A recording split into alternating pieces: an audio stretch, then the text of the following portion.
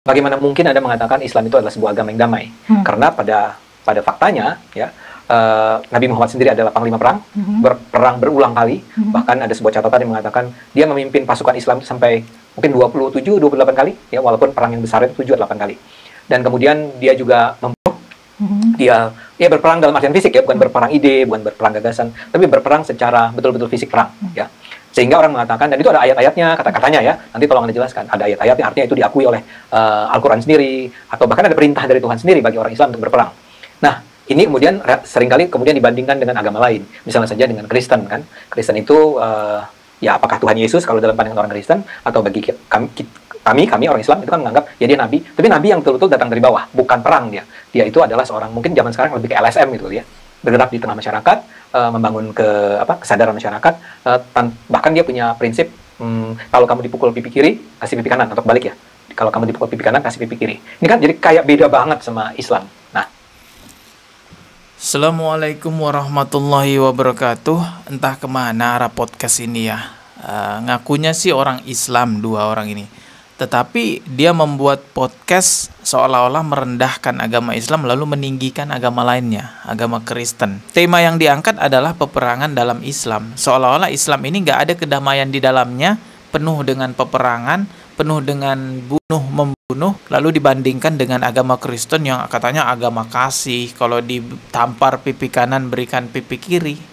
Ya, faktanya gimana di Indonesia? Emangnya orang Kristen begitu di Indonesia? Kalau ditampar pipi kanan diberikan pipi kiri. Faktanya ya belum tentu juga seperti itu orang Kristen, teman-teman. Apalagi kalau kita bicara konteksnya peperangan. Sangat tidak mungkin sekali dalam dunia peperangan, situasi peperangan lalu mengatakan, ya sudah, biarkan musuh kita tampar pipi kiri kita, nanti kita berikan pipi kanan kita.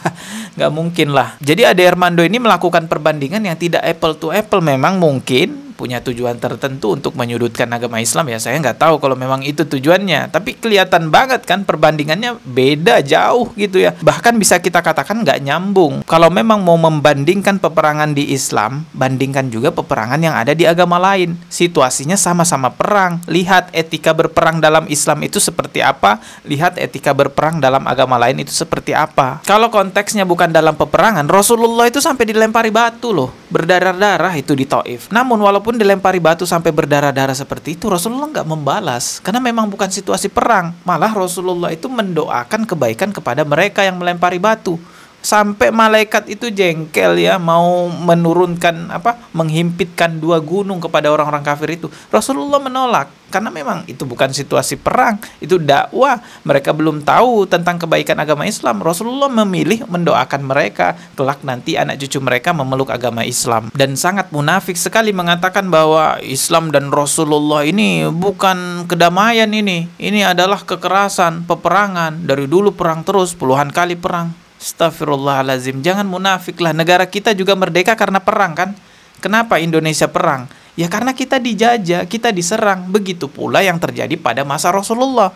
Rasulullah mensyiarkan Islam, tapi diperangi. Kalau Rasulullah diam, nggak menyebar agama ini kemana-mana. Habis sampai pada masa Rasulullah saja. Kalau Rasulullah nggak berusaha melawan peperangan mereka, melawan serangan mereka. Sama seperti Indonesia ini tidak akan merdeka sampai sekarang ini. Yang bisa kita rasakan kenyamanan Indonesia sudah merdeka kalau dulu pahlawan kita tidak melawan, teman-teman. Lalu apakah kemudian pantas kita mengatakan pahlawan kita itu kejam, jahat, keras karena dulunya berperang? Kan enggak. Mereka berperang untuk kemerdekaan Indonesia.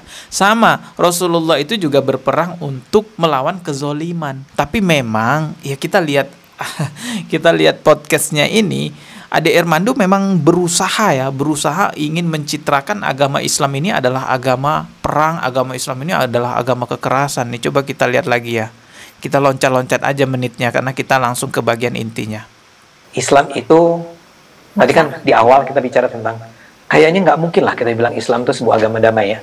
Nggak mungkin lah katanya Islam itu agama damai. Kalau sekarang, kalau sekarang dengan reinterpretasi dan rekontekstualisasi yang diupayakan oleh ulama-ulama modern yang pro kemanusiaan dan perdamaian, harusnya bisa. Oke.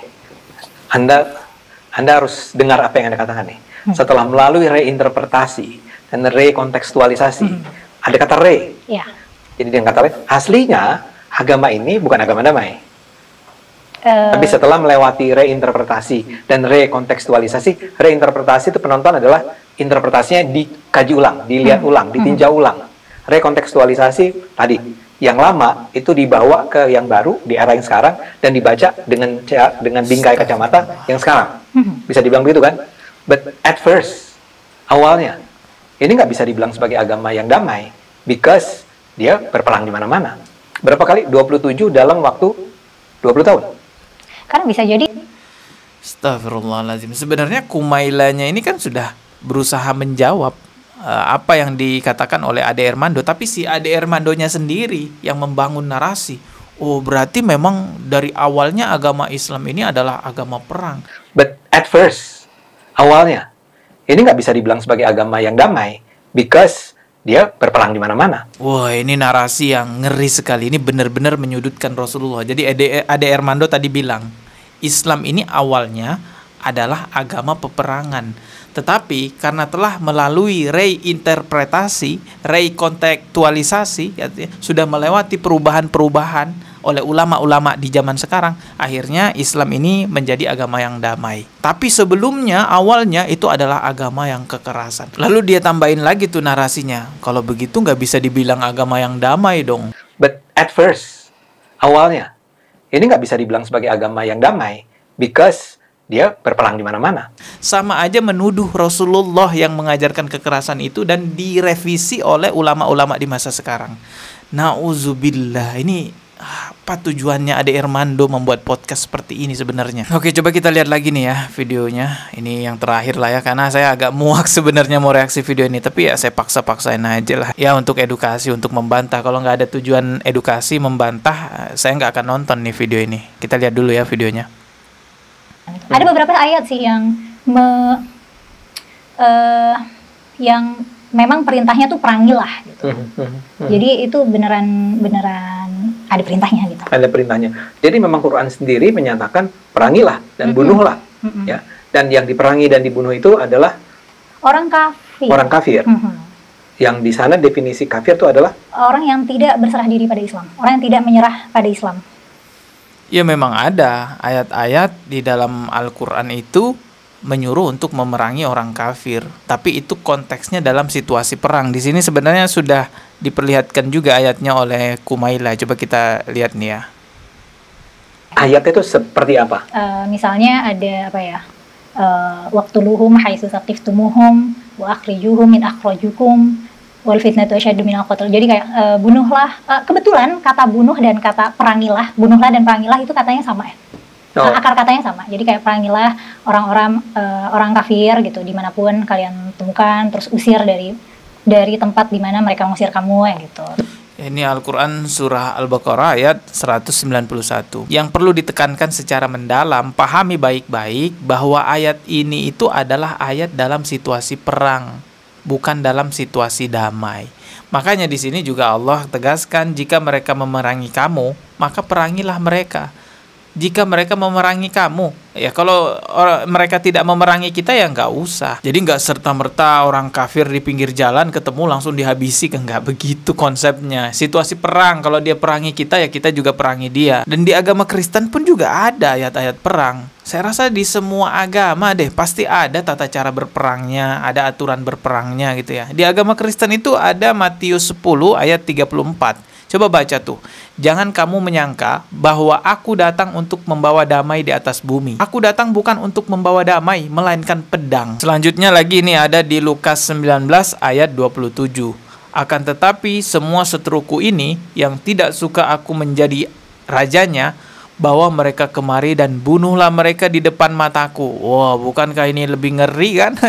Ini dua ayat ini, yang pertama Matius 10 ayat 34, Lukas 19 ayat 27, ini kalau kita baca ngeri-ngeri juga kan. Ya itu ayat-ayat peperangan. Sekali lagi saya katakan semua agama punya ayat-ayat seperti itu. Ngapain Ade Armando bawain ayat yang nggak nyambung? Bawain ayat jika ditampar pipi kiri berikan pipi kanan. Itu kan bukan konteks perang, Pak. Rasulullah itu kalau bukan dalam keadaan perang nggak akan nyerang. Sebagaimana yang terjadi di Taif kan. Kalau memang Pak Ade Armando keliru ya semoga bisa sadar lah ya atas kekeliruannya ya.